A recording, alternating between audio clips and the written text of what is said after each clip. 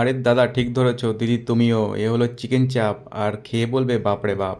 Leg পিসের এই জিনিসগুলো কেটে নিও, লিগামেন্টের মতো দেখতে, জানি না এটা কি। এভাবে দাগ দাগ করে দিলে মশলাটা ভালো করে ঢোকে। আদা রসুন পেঁয়াজ করে নিলে পেস্ট, রান্নার পর গ্রেভি হবে বেস্ট। তাতে শুকনো লঙ্কা গুঁড়ো আর 1 চামচ লবণ, আর 1 চামচ পরিমাণ গোলাপ জল আর কেওড়া জল, অল্প দই মিশিয়ে আধা ঘন্টার জন্য ম্যারিনেট হবে।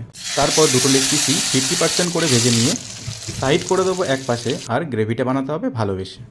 একই তেলে 1 চামচ ঘি আর একটু গোটা মশলা আর বাকি পেস্টটা দিয়ে একটু নাড়িয়ে চাড়িয়ে কষিয়ে নিতে হবে।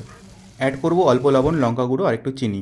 তেল ছাড়লে তাতে দই দিয়ে ভালো করে নাড়াচাড়া করতে হবে, যাতে দইটা ফেটিয়ে যায় আর দানা দানা না থাকে। তারপর ভাজা দুটো লেগ পিস দিয়ে নাড়িয়ে চাড়িয়ে কষান, আর তার মধ্যে বিরিয়ানি মশলা, অল্প অল্প করে লিকুইড দুধ দিয়ে কষাতে হবে। তাতে 2-3 ফোঁটা মিঠা আতর, ঢাকা দিয়ে দিতে হবে। 5 থেকে 7 মিনিটের জন্য হয়ে যাবে চিকেন চাপ রেডি। এই বিরিয়ানিটাও কিন্তু বাড়িতে বানানো। ভালো লাগলে লাইক কমেন্ট সাবস্ক্রাইব করবেন।